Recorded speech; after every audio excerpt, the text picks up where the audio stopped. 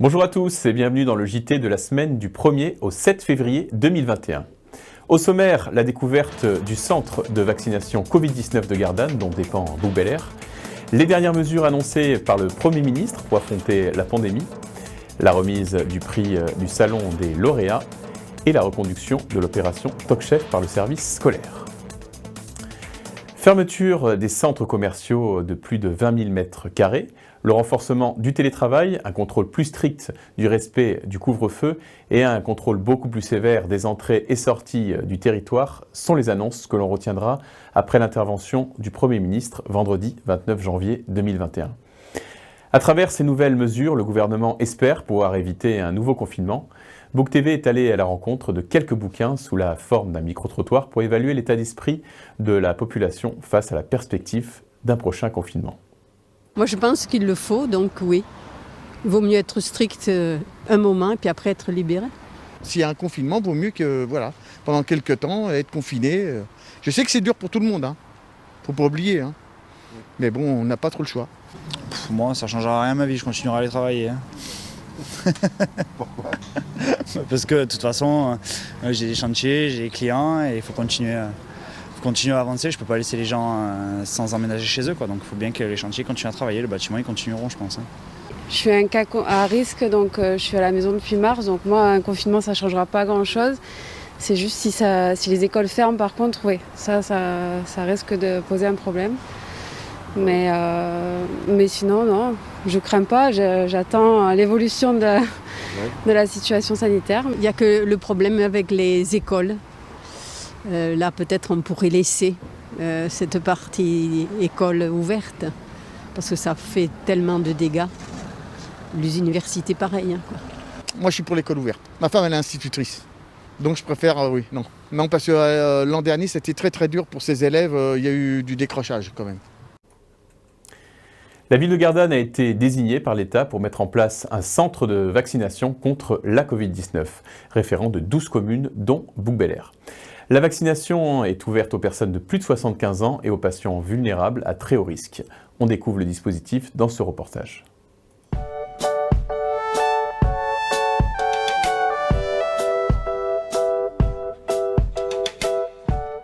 Alors là, vous vous trouvez au centre de vaccination de Gardanne, où on accueille les gens à l'entrée, on les installe à ce niveau, sur les chaises, ils rencontrent un docteur. Une fois que le docteur les a vus, on les installe au niveau de l'infirmière qui leur fait le vaccin. Et après, ils ont un temps de pause de 15 à 30 minutes pour voir qu'ils n'aient pas d'allergie ou qu'ils ne fassent pas de malaise, voilà, que tout se passe bien. Et après, on les laisse partir.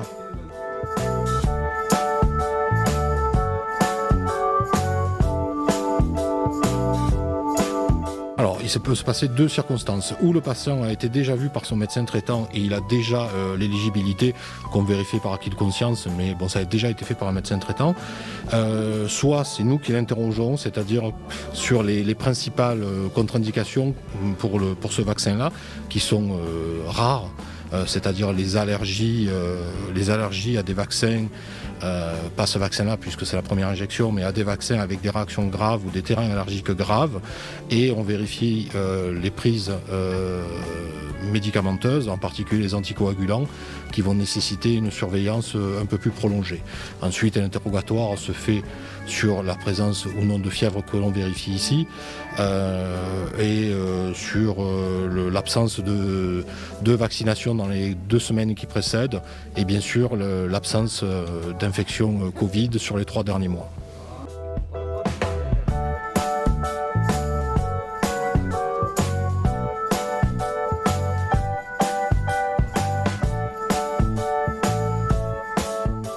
C'est ma mère.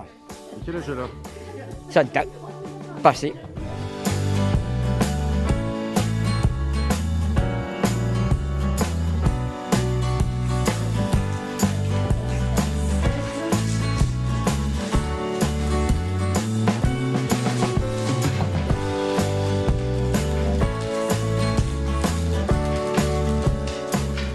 Maintenant que nous avons reçu les doses, les créneaux vont pouvoir être réouverts, libres à l'inscription.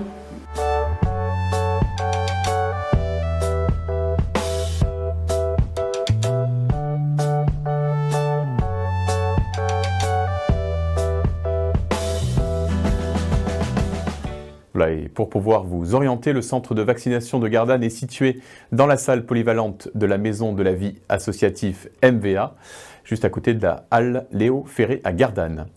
Et n'hésitez pas à vous rendre sur boucbelair.fr pour connaître les modalités de réservation.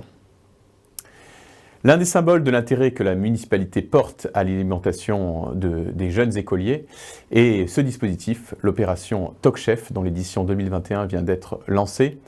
On écoute Thibaut Dor, directeur du service scolaire, qui nous décrypte l'opération. Alors TOC-Chef, c'est une manifestation qui est née il y a 5 ans de plusieurs constats. Le premier, c'était de voir qu'effectivement l'alimentation était au cœur de nos problématiques éducatives. Et la deuxième, d'un constat clair et partagé sur le fait que les enfants, pour s'approprier, pour comprendre les choses, ils ont besoin d'être acteurs.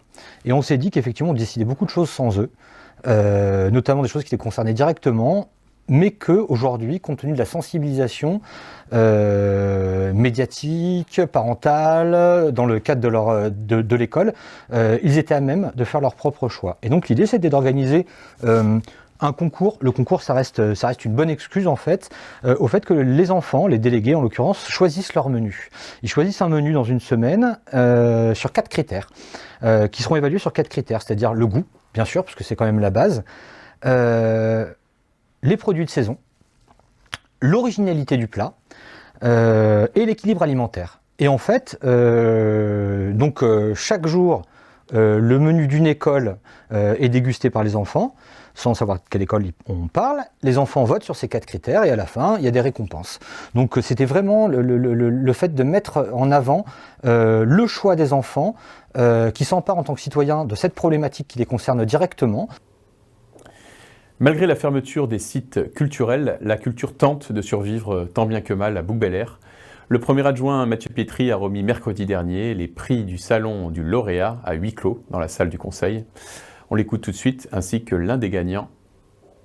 Alors, le salon des lauréats fait suite au salon des artistes qui est organisé tous les ans au mois de juillet. Le principe est simple, c'est que des artistes proposent leurs œuvres au mois de juillet en exposition au château. Et ces œuvres il y a un jury qui les classe et il y a des lauréats qui sont récompensés. Et à l'occasion de cette récompense, il y a l'exposition aux lauréats, donc que les artistes qui ont été récompensés lors de l'exposition de juillet, au mois de janvier-février, sur cette période. Cette année, de façon exceptionnelle, cette manifestation du Salon des lauréats n'a pas pu se tenir, donc on a fait cette cérémonie pour récompenser et remercier tous les participants et les lauréats du Salon des artistes 2020. Disons que c'est quelque part un peu une fierté et puis une reconnaissance d'un travail aussi qui est fait. Bon, ça fait plusieurs années que je participe au salon, j'ai eu l'occasion d'y participer en tant que sculpteur. Là, ça fait 2 ans que je présente des photos et puis cette année, mes photos ont plu et c'est très agréable. Merci de nous avoir suivis. Book TV continue ce vendredi avec l'émission J'aime mon commerce. Quant au JT, on se retrouve lundi prochain. Restez avec nous. On se retrouve tout de suite avec Sophie pour la météo.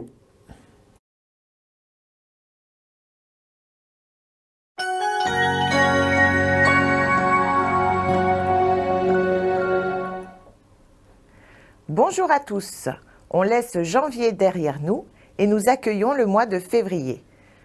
Que nous réserve cette première semaine? C'est ce que nous allons découvrir en images.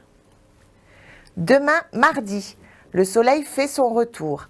Quelques petits nuages par-ci par-là, mais sans pluie. Les températures sont dignes d'un début de printemps. Nous sommes dans la douceur, avec 10 degrés le matin et jusqu'à 15 degrés l'après-midi.